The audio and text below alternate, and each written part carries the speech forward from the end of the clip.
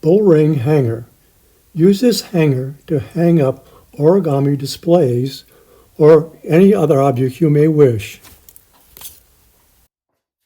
There are several ways you can use this bull ring hanger to hang up displays. One way is to use a standard hook.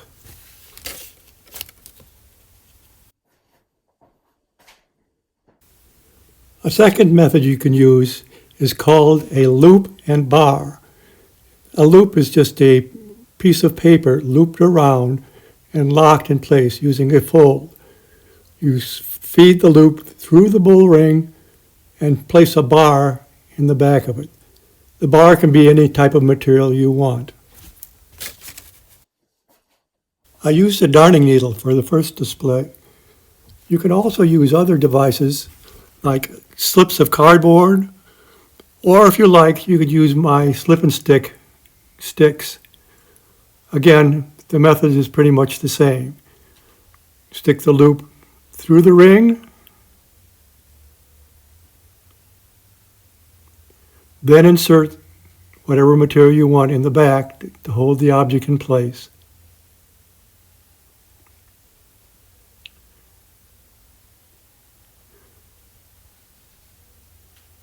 Here I'm just using a strip of cardstock, and this time I'm putting the loop in the opposite direction because you can place your bar either in front or in back of the thing, whichever way you like.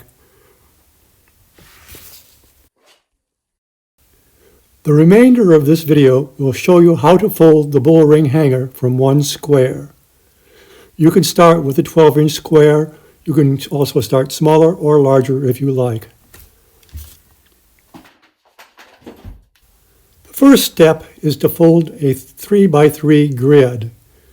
We begin by establishing the point where we can fold over the paper in thirds.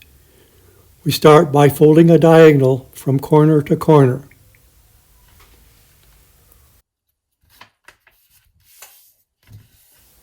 I'm drawing in the lines so you can easily see where each fold is made, and it helps you establish the reference points for future folds. The next step is to fold the paper in half, side to side. You bring the top edge up to the bottom edge and crease just on the edges.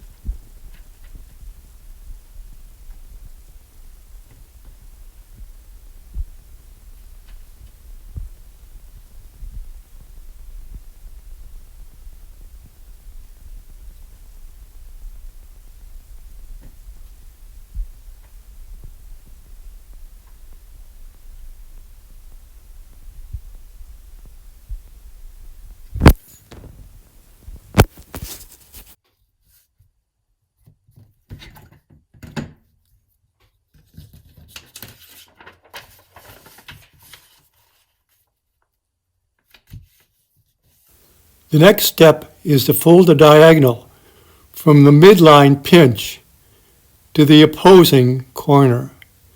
It is easiest to do if you actually fold the paper in half first. It's easier to locate the midline and fold it to the corner. You only need to crease where the two lines would cross.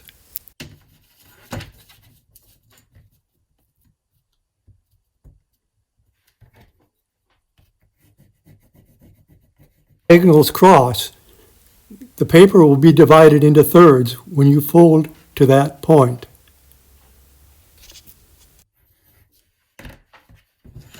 Fold the bottom edge to the point where the diagonals cross. Line up the edges along the side and crease sharply.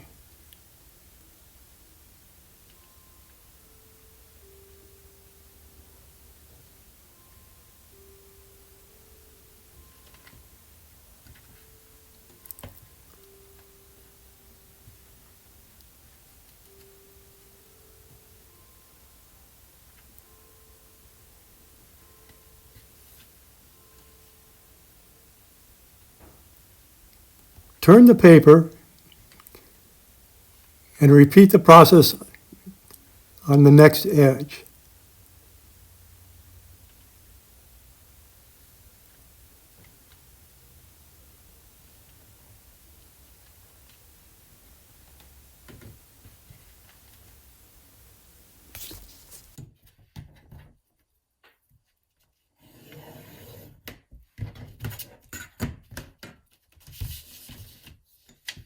Fold the opposite edge to one of the lines you just created. Repeat the process for the other line as well.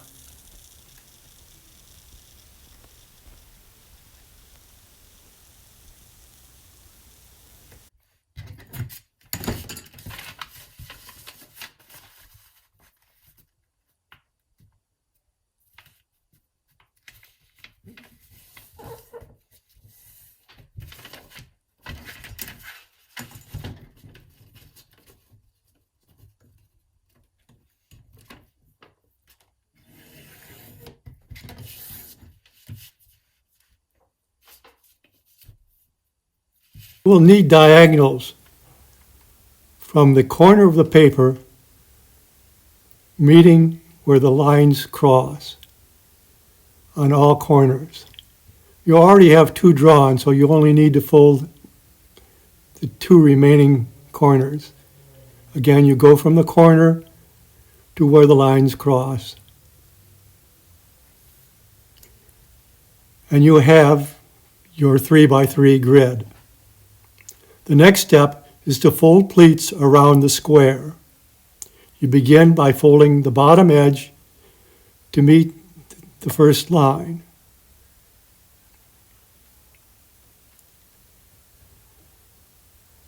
You take the top edge of the folded over paper and bring it down to the bottom.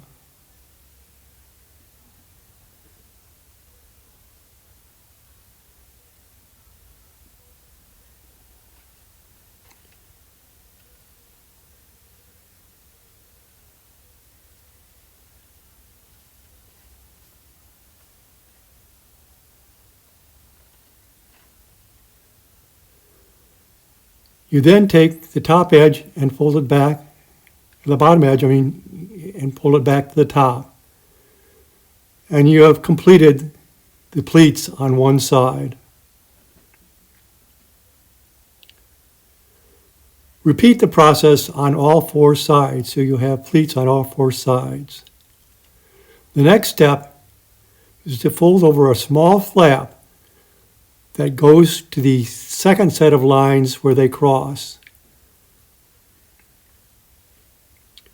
You then begin pinching up the very first line so it raises up in the air.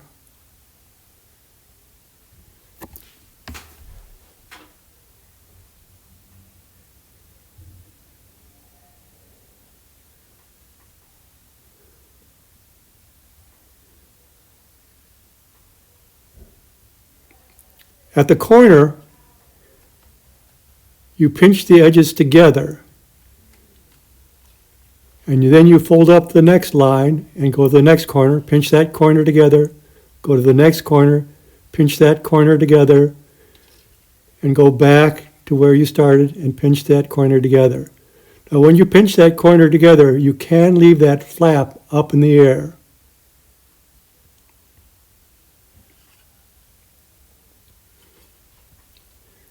We then start to raise the next line up, and the process is the same. You pinch the one corner, and then pinch across to raise that one line. Go to the next corner, pinch it together, raise the next line, pinch the corner, raise the next line, pinch the corner. And you have now made all the pleats. Push the raised edges in and down with the bottom flaps. You see how that one odd-shaped flap is at the bottom? That's where it should be. The top flap just gets folded down straight across. The next step is to shape the horns.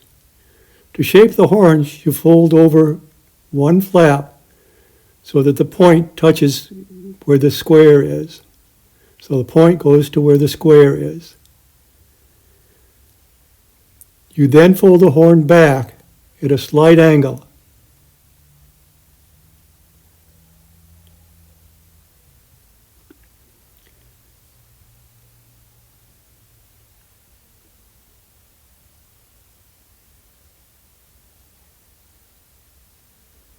You then pull out some paper and form a little pleat on both sides.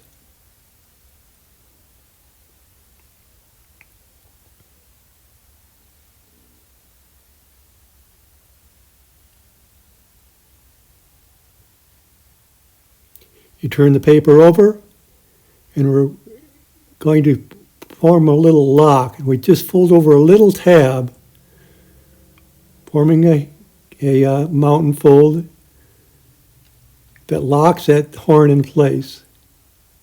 Just fold over a little tab.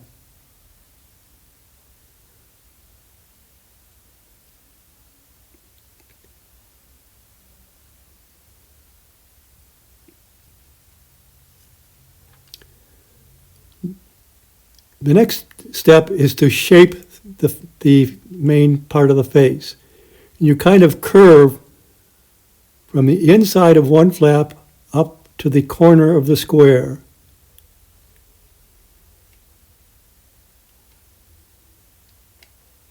And you're basically just shaping it into the shape of the face of the bowl. The next step, I'm going to show you a close-up view of how to connect the ring. And this is a close-up of the connection lock. If the flap is not sticking up, you need to bring the paper out. You then take that piece of paper and push it down so it's on top of the paper below it, and fold the flaps out. So it's flat on both sides, it matches the top and bottom, and fits snugly. On the other side of the ring, you open up the ring, bring that center piece to one side or the other, it doesn't matter which side, and you flatten the paper down. Then you close the paper back up.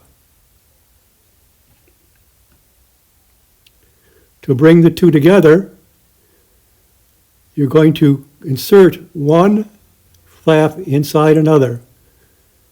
And let's take a look at how that's done. You slide the one flap inside past the one ring and try to get it underneath the ring below it.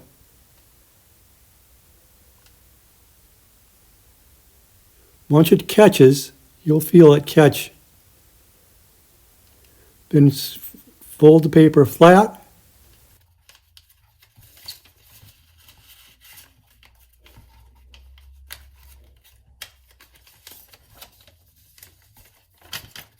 Thumb or your finger to form a nice curve where the paper overlaps. That will help hold the flap. It doesn't look like it's very strong, but it is quite strong. I'm going to again do that process so you can see how it is. One flap goes inside the other flap. You might have to lift the flaps up a little bit so you can get it underneath. Once you get it inserted, you close up the flap.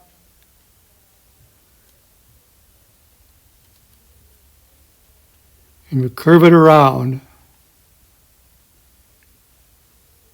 making sure the curve is most prominent where the flaps overlap. Here is the same step with the actual size paper. It's a little hard to see. But I want to catch that piece of paper. First I have to fold it down flat.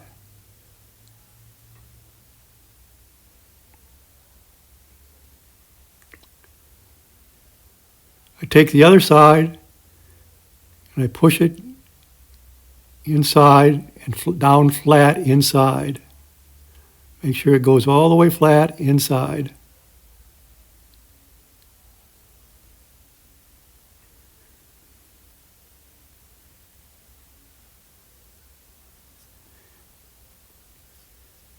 You now curve the two sheets of paper towards each other and slip one flap underneath the other flap. Again, you might have to raise the flap a little bit to get it to catch.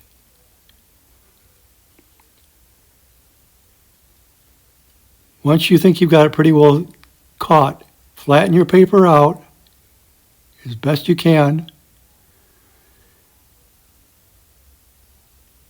and curve the paper with your fingers.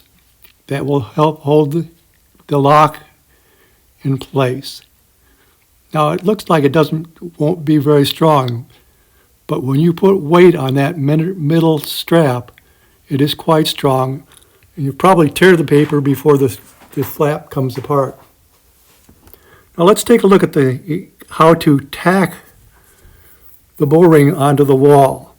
You can use thumbtacks, push pins, or brads or nails or even screws. You simply push the screw or whatever you're using through the paper and then push it into the wall, or if you're using a screw, screw it into the wall. You notice how I'm lifting up the head of the bow so you're seeing the underneath part, and that's where you put it, because once you put the head back down, those screws will not be visible anymore.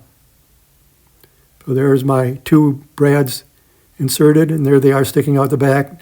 Now I could push it into my tack board, or I could pound it into a board if I wanted to.